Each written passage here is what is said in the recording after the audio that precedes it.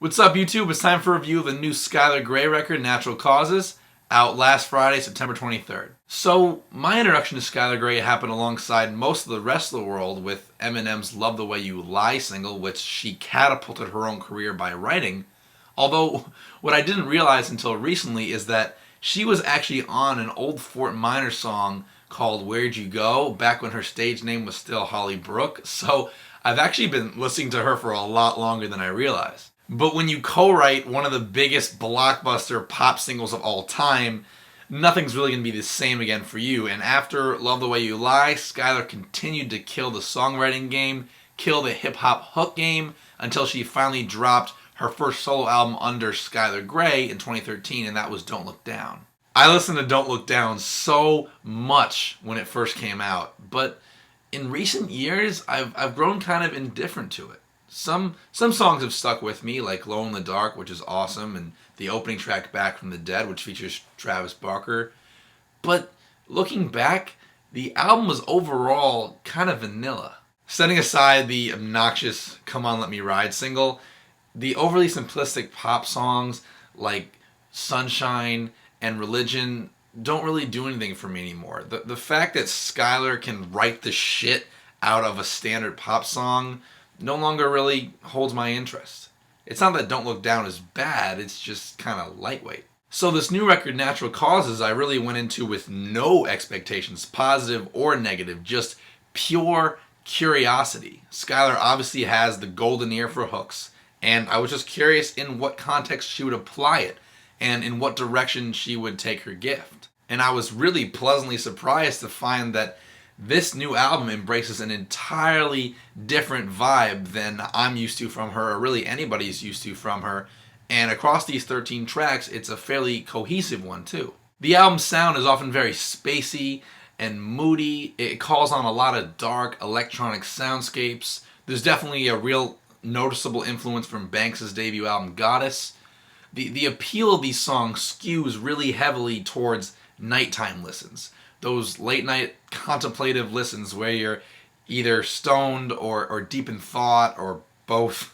This sound is evident right off the bat with the short intro track Wilderness, which takes a page out of the Bon Iver playbook, and then the first proper track Jump, which features these delay-soaked electric guitars cycling through this one repetitive riff, and there's also booming bass and Skylar's ethereal vocals on top of it.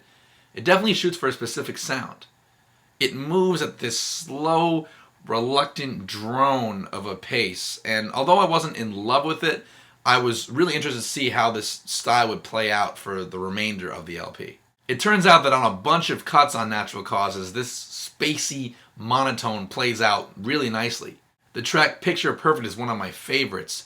There's not much movement or development throughout the song, but it just rides out this floating texture for the entirety, and it's a mesmerizing listen.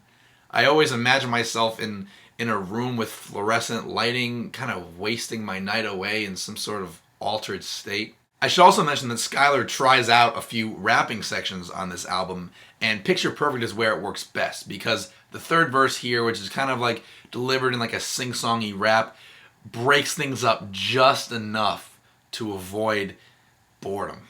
I also feel similarly about the track Off Road, which has a huge EDM influence, particularly RL Grime, particularly the RL Grime track Aurora. This song definitely borrows pretty heavily from that one production-wise. I mean, I've always said that I think Skylar's airy vocal delivery is the perfect match for the EDM sound, and I mean, I guess Cascade at least agreed with me, because back in 2012, she was on the last track on Fire and Ice, Room for Happiness. But yeah, Off-Road is not quite the crawling, mellow sound of Jump or Pitch Perfect. It's got more of a muscular pulse to it and an equally muscular chorus. Another track I dig is Kill For You, the Eminem collaboration that leaked a day or two before this album's release. It's funny because it feels like this song could have been one of those overly glossy, dramatic, guts over fear type modern Eminem songs.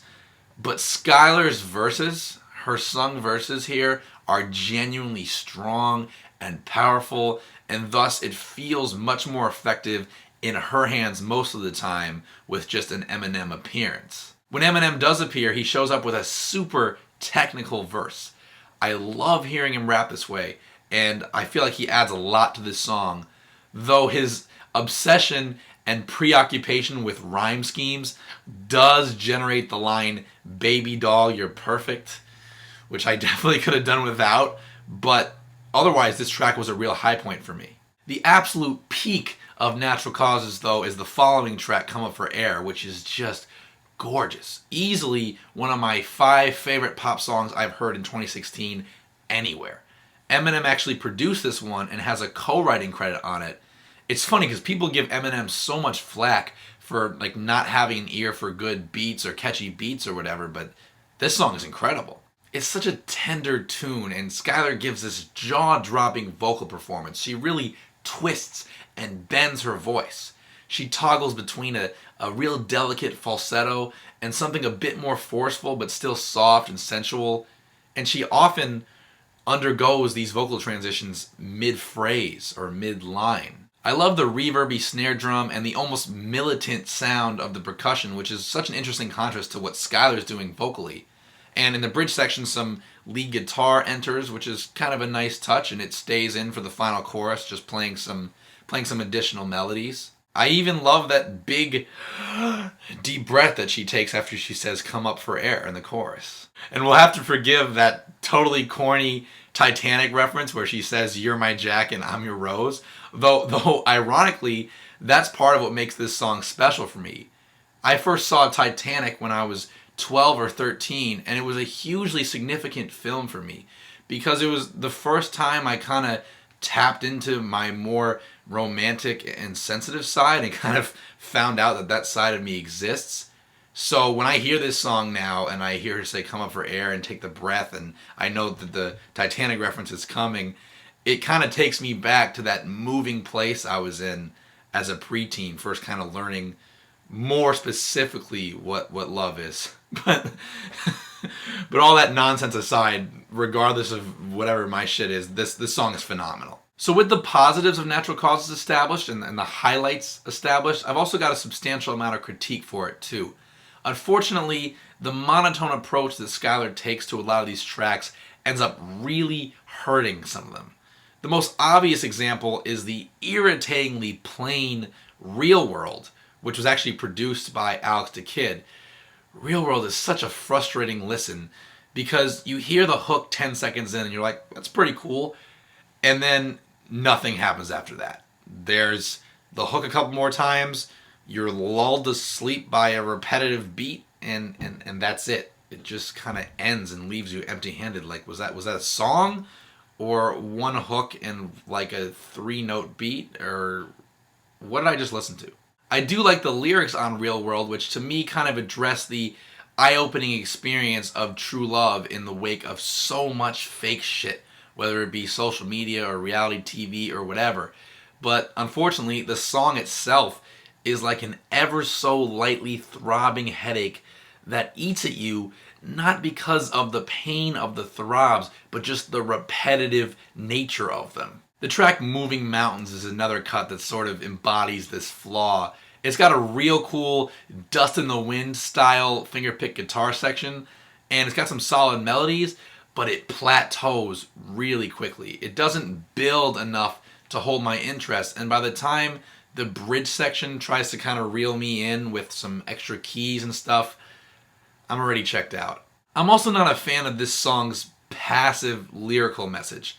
I think I get where she's coming from, talking about how you shouldn't always be so obsessed with controlling your life and trying to achieve everything yourself in this type A fashion, but rather you should sit back and let life happen to you.